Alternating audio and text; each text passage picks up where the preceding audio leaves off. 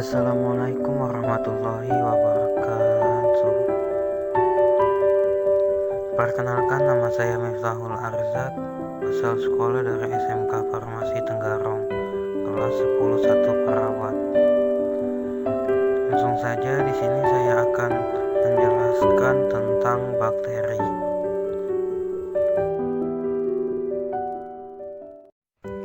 Apa itu bakteri? Bakteri berasal dari kata bakterion, yang artinya batang kecil. Bakteri merupakan organisme bersel satu atau uniseluler dan tidak memiliki membran inti sel atau prokariotik.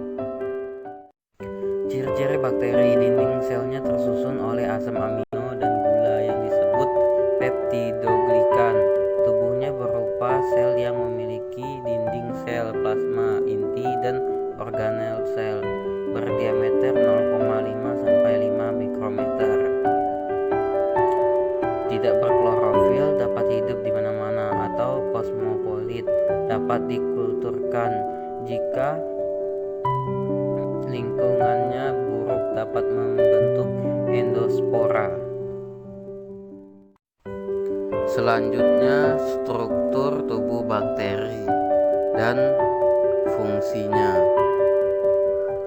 Struktur tubuh bakteri terdiri dari kapsul, sel-wall, plasma membran, sitoplas, ribosom, plasmid, pili, bakterial flagellum, dan nukleoid atau sirsula DNA. Fungsi kapsul: untuk melindungi bagian dalam dan mempertahankan kelembaban sel. Sel-wall menjaga bentuk sel dan melindungi sel supaya tak mudah rusak di daerah yang mana terdapat tekanan osmotik yang lebih kecil. Plasma membran melapisi sitoplasma dan mengontrol pergantian zat yang ada pada sel dari zat yang berada di luar sel. Sitoplas sebagai wadah berlangsungnya reaksi-reaksi metabolisme sel. Flagella sebagai alat pergerakan. Pil untuk mendukung bakteri yang melekat di sebuah medium tempat hidupnya dan menempelkan diri dengan sel bakteri lain. Dengan demikian bisa berlangsungnya transfer DNA di saat terjadinya konjugasi. Ribosom untuk sintesis pada protein.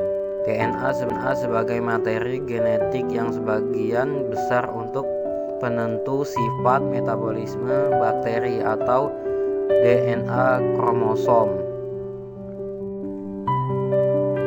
Plasmid adalah DNA non-kromosom yang berukuran kecil dan umumnya berbentuk bulat atau sirkuler. Fungsinya untuk menentukan sifat partitus, patogen, serta ketahanan terhadap suatu antibiotik. Selanjutnya, Archaebacteria dan Eubacteria. Archaebacteria adalah bakteri yang tidak memiliki peptidoglikan, hidup di tempat yang memiliki kondisi ekstrim dan kondisi fisik yang tahan terhadap antibiotik. Archaebacteria digolongkan berdasarkan tempat tinggalnya, seperti bakteri metanogen. Bakteri ini hidup dalam kondisi yang kaya akan gas metana, contohnya seperti di rawa-rawa dan dalam pencernaan hewan. Kedua, bakteri termofil. Bakteri ini hidup pada lingkungan yang memiliki suhu yang tinggi serta mengandung banyak sulfur. Bakteri halofil. Bakteri ini hidup dalam kondisi yang memiliki kadar garam yang sangat tinggi. Selanjutnya, Eubacteria. Eubacteria merupakan bakteri yang memiliki peptidoglikan. Ciri-ciri dari Eubacteria adalah bersifat patogen dan tidak patogen, reproduksi secara aseksual dan seksual, merupakan bakteri sejati, dapat hidup di mana saja. Eubacteria digolongkan menjadi 5 kelompok, yaitu Protobacteria, bakteria gram positif, Cyanobacteria, Spiroseta, dan Chlamydia. Sekian dari saya, kurang lebihnya mohon maaf. Assalamualaikum warahmatullahi wabarakatuh.